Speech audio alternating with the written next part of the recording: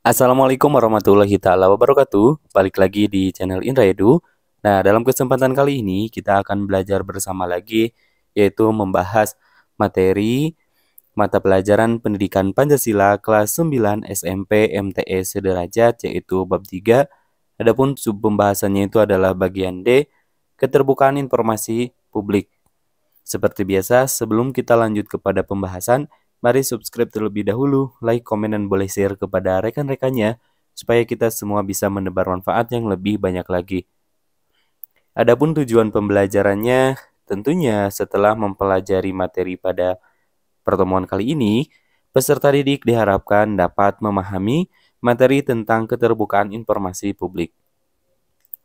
Nah, tentunya pada saat ini kalian atau kita semua berada pada era ketika segala informasi yang kalian butuhkan atau inginkan mudah diperoleh hanya dalam satu genggaman tangan.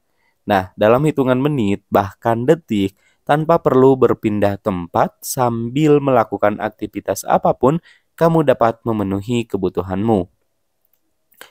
Informasi apapun di segala penjuru dunia dapat kalian peroleh. Hal ini menunjukkan bahwa saat ini kalian berada pada era keterbukaan informasi.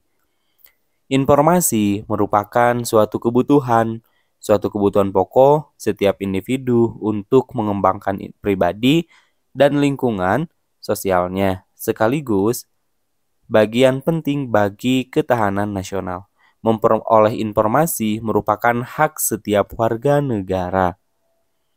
Diperlukan keterbukaan informasi publik guna meningkatkan kualitas pelibatan masyarakat dalam proses pengambilan kebijakan. Nah, dengan adanya keterbukaan informasi publik, maka kebijakan yang diambil benar-benar sesuai dengan aspirasi masyarakat. Keterbukaan informasi publik dimaknai sebagai keterbukaan dan tidak ada yang ditutupi atau disembunyikan dari badan publik terkait informasi yang dihasilkan, yang dikelola, yang dikirim, dan atau diterima berkaitan dengan penyelenggaraan negara dan atau badan publik lainnya yang berkaitan dengan kepentingan publik. Nah, meskipun demikian, maka terdapat informasi publik yang dikecualikan, yaitu yang bersifat rahasia, yang bersifat ketat, dan terbatas untuk publik, yaitu untuk menjamin hak warga negara dalam memperoleh informasi publik. Pemerintah mengaturnya melalui Undang-Undang Nomor 14 Tahun 2008 tentang Keterbukaan Informasi Publik. Nah, tujuan pengaturan keterbukaan informasi publik dalam undang-undang tersebut yaitu sebagai berikut. Yang pertama, yaitu menjamin hak warga negara untuk mengetahui rencana pembuatan kebijakan publik, program kebijakan publik, dan proses pengambilan keputusan publik, serta alasan pengambilan suatu keputusan publik.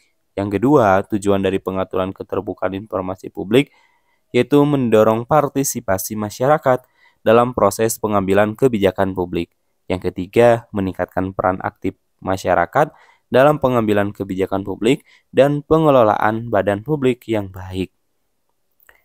Yang berikutnya, yang keempat, yaitu untuk mewujudkan penyelenggaraan negara yang baik, yang transparan, efektif dan efisien, akuntabel, serta dapat dipertanggungjawabkan.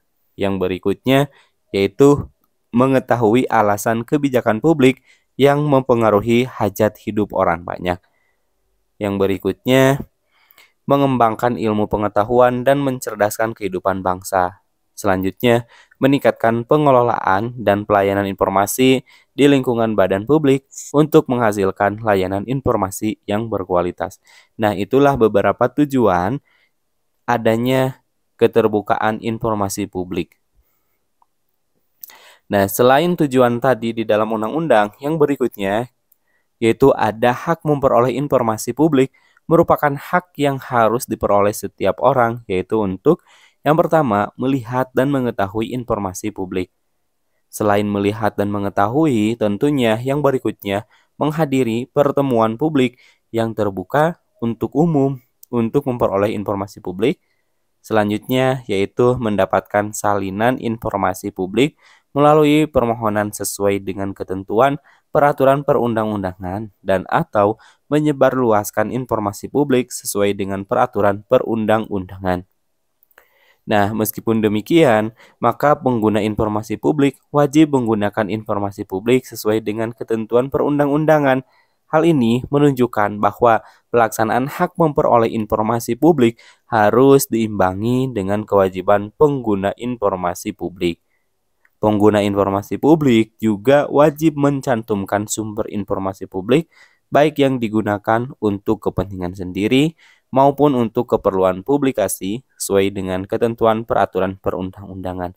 Jadi, pengguna informasi publik itu wajib menggunakan informasi sesuai dengan ketentuan peraturan perundang-undangan, tidak boleh keluar dari peraturan perundang-undangan, melainkan harus disesuaikan dengan peraturan-peraturan yang ada, ya, yang ada di dalam undang-undang. Selain itu pula, yang menggunakan informasi publik pun wajib mencantumkan sumber informasinya itu valid atau tidak, gitu ya, dari mana.